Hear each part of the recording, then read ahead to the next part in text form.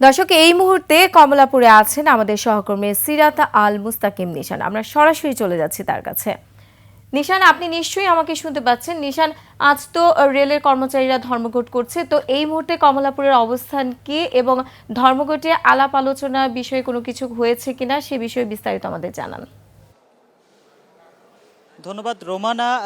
যদি যে কমলাপুর রেলওয়ে স্টেশনের যে বর্তমান চিত্র আমি জানাতে চাই, তাহলে একটু বলতে চাই রেলওয়ে রানিং কর্মচারী কর্মকর্তা যারা আছে তারা কিন্তু অনির্দিষ্টকালের জন্য কর্মবিরতি ঘোষণা করেছে এবং গতকাল রাত 12টা থেকে সেই কর্মবিরতি তারা পালন করছে। এখনও পর্যন্ত কিন্তু তারা কোনো ধরনের তারা যে ট্রেন চালানো বা এই ধরনের কোনো কাজই করে নাই, বা তাদের যে কাজগুলো ছিল সেই কাজগুলো কিন্তু তারা করছে না, তারা সম্পূর্ণ কর্মবিরতিতে গিয়েছে। এবং যে জনদুর্ভোগ, এই কর্মবিরতির কারণে প্রচুর জনদুর্ভোগ শুরু হয়েছে। ইতিমধ্যে আমার পেছনে দেখতে পাচ্ছেন যে সাধারণ যারা যাত্রীরা আছে, যারা অনেক আগে যে টিকিট কেটেছেন বা আগামী কয়েকদিনের টিকিট কেটেছেন, তারা কিন্তু এসেছেন এবং এদের মধ্যে অনেকেই কিন্তু জানেন না যে এই কর্মবিরতি চলছে এবং এই কর্মবিরতির কারণে কিন্তু চরম দুর্ভোগে পড়ছেন তারা। তাদের যে টিকিট কেটে দেখতে পাচ্ছেন যে ব্যাগ ট্যাগ নিয়ে অনেকে এসে অপেক্ষা করছেন, সেই সকাল থেকে তারা এখানে অপেক্ষা করছেন, কিন্তু এখনও পর্যন্ত এই সমস্যার নিরসন কিন্তু হয়নি।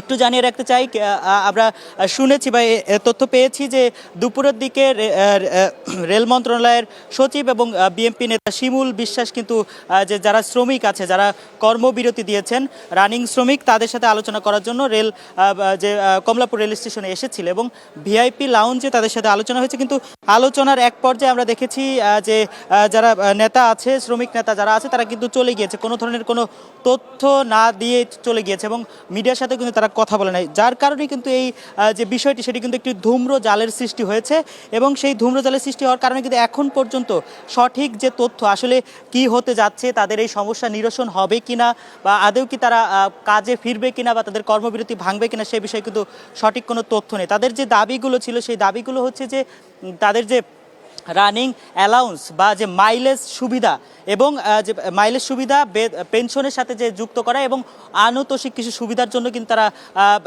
এই যে আন্দোলন, সেই আন্দোলন করছে 2021 সালের থেকে 2021 সালের আগে কিন্তু এই সুবিধাগুলো তারা পেয়েছে এবং 21 সাল থেকে কিন্তু সেই সুবিধাগুলো সীমিত করা হয়। যে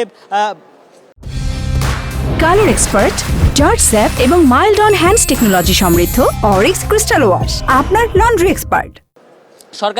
সরকারের কাছে কিন্তু তারা দাবি করেছে তাদের যে সুবিধাগুলো আছে সেই সুবিধাগুলো কিন্তু আবারও পুনর্বহাল করতে হবে। পুনর্বহাল না করা পর্যন্ত কিন্তু তারা এই যে কর্মবিরতি, সেই কর্মবিরতি চালিয়ে যাবেন। এবং এটু আমরা জানতে পেরেছি, তারা বলছেন তারা কোনো ধরনের আলোচনায় বসতে চাচ্ছেন না। তারা বলছেন যে কোনো ধরনের আলোচনায় তারা বসতে চান না, তাদের যে দাবি আছে তা সেই দাবি পূরণ হইলেই তারা সেই দাবি পূরণ করার পরেই কিন্তু তারা কর্মে ফিরে আসবেন বা তাদের যে কাজ সেই কাজে ফিরে আসবেন, তার আগে কিন্তু তারা ফিরবেন না। এবং যে আলোচনা হয়েছে সেই আলোচনা থেকে কিন্তু আমরা কোনো সুনির্দিষ্ট তথ্য পাইনি এখন পর্যন্ত।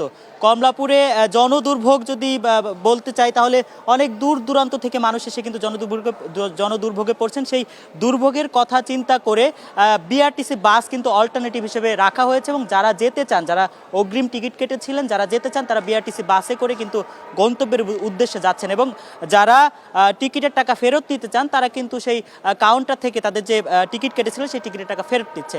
অর্থাৎ জনদুর্ভোগ কমানোর জন্য কিন্তু প্রশাসন চেষ্টা চালাচ্ছে এবং তারা কিন্তু ট্রেনের পরিবর্তে কিন্তু বিআরটিসি বাস দিয়েছেন। রোমানা, এই ছিল আমার কাছে কমলাপুর থেকে সর্বশেষ তথ্য।